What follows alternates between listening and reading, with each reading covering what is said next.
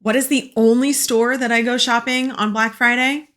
Barnes & Noble. Where did I go this year? Barnes & Noble. But my book haul might have been a fail.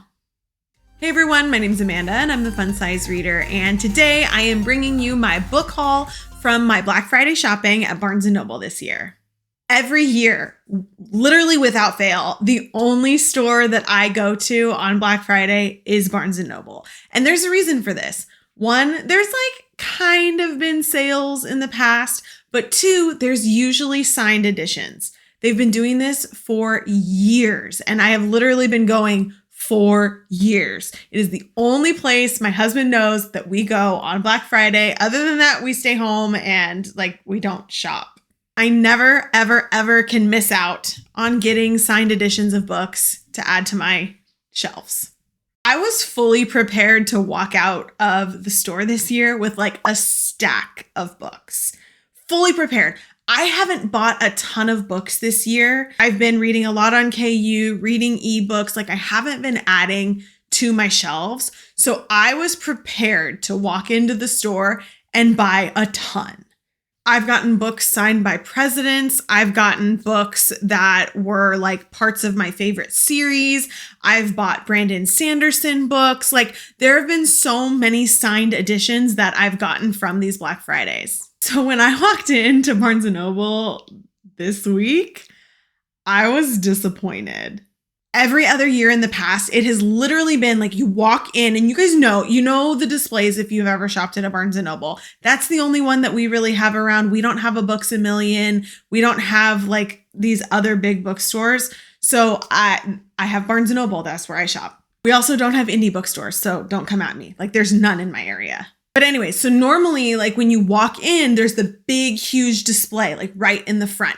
And every year in the past, there's been an entire panel or two panels of just all the signed editions right in the front of the store. So you literally just walk in and they're all there.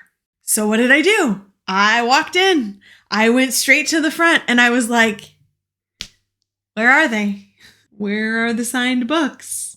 So I was really confused. And so I started looking around and I only saw them on tables. Everything that was signed was on a table around the front, and they were tiny little tables. So I was like, oh, okay. I went and I looked around the tables and I was like, that's it?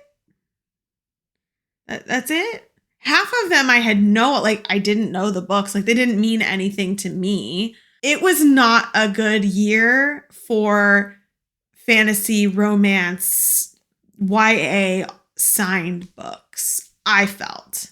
I had seen Victoria Aveyard posted that she was going to have her new book, Realmbreaker, signed in Barnes & Noble, and it wasn't there. I was looking at the tables, looking for all of these, and they weren't there.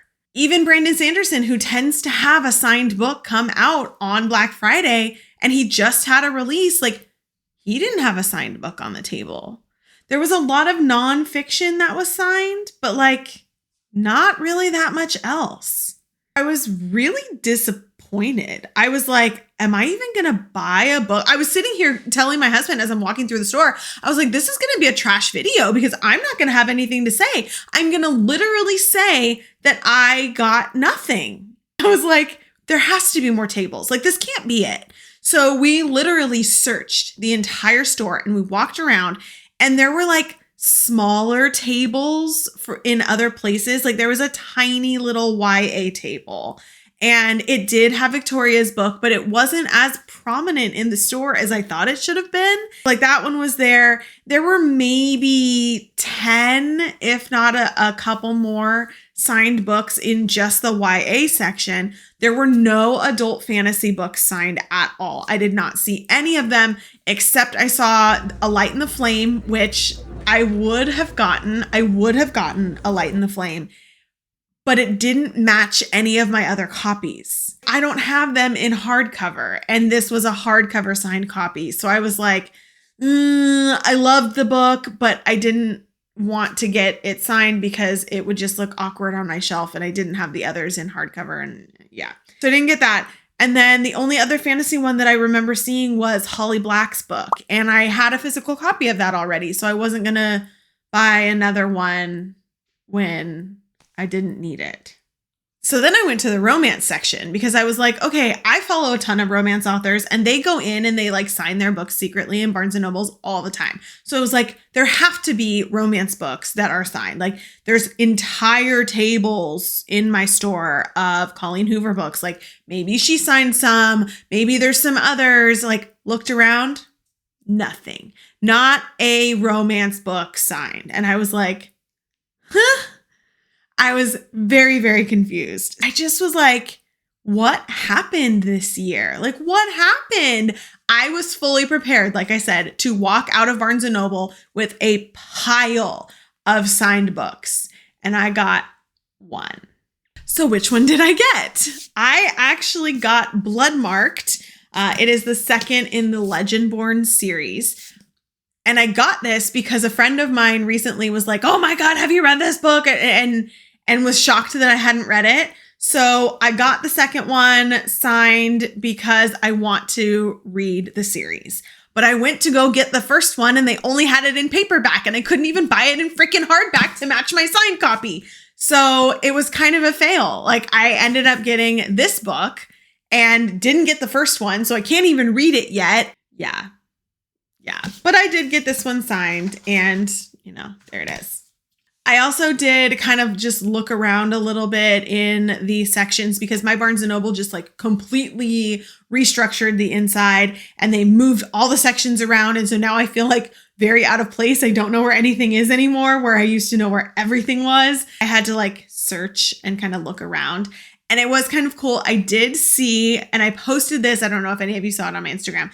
I did see that they must have republished a new edition of Namesake, which is the second book in the Fable series without the cover sticker.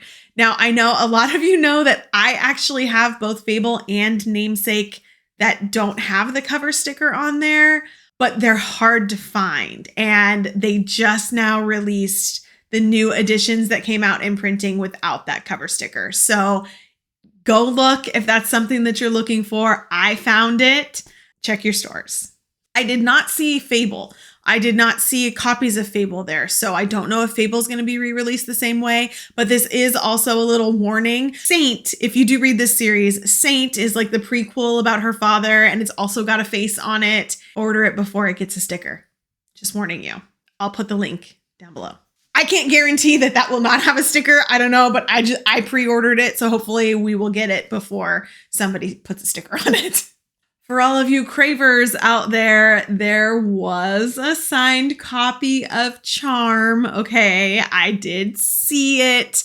But again, I already have a copy of Charm and I sometimes will buy duplicate books if it's signed. Like I will duplicate Sarah J. Maas books because I have a signed copy and then I have a copy that I read. I couldn't bring myself to get it, but it did exist. So check your local Barnes and Nobles if you're looking for a signed copy of Charm and you could not get to her book signings, her book tour that she's doing right now.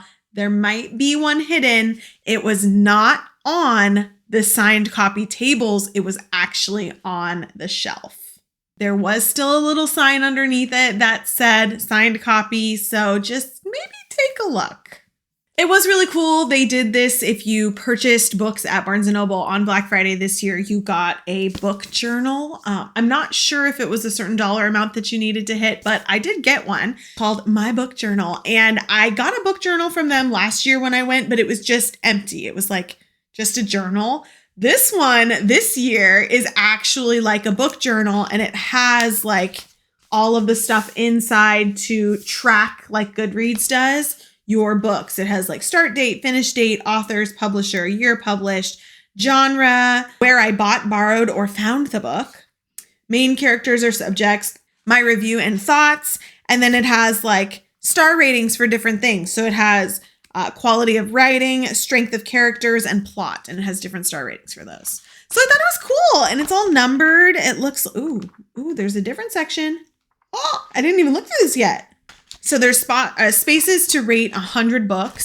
And then there's 24 book challenges. Let's see what some of them are. A book written by someone on a different continent. A book written before 1900. Ooh, that's not going to happen for me. A book of poetry. Also not going to happen for me. Graphic novel. Ooh, I'm going to be failing a lot of these chapters at this point. A book set in wartime. Does fantasy wartime count? A book recently turned into a movie or TV show. Got that one. Dystopian. Could do that. Time period you'd like to visit. Pulitzer Prize. I don't know, maybe. A book by or about someone you admire. They're making these really hard for fantasy romance readers to accomplish these. So, but yeah, that's cool. And then let's see. My book lists has another section. Has things like favorite books of all time, which Barnes & Noble should know that's impossible to answer.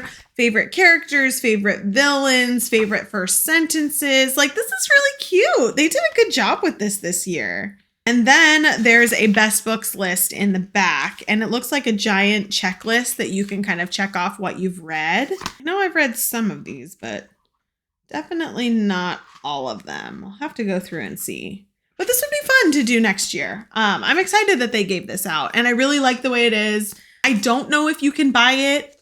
You might be able to buy it now that it's over. It is made by Barnes & Noble, so they should have it in the stores. But if you shopped on Black Friday, you got one. Well, it was a flop. I wish it was more. I felt really bad. I don't know what happened, or if there were other stores that had more options than maybe my store was. I didn't go that late. Typically, like, I go in the morning, which I did.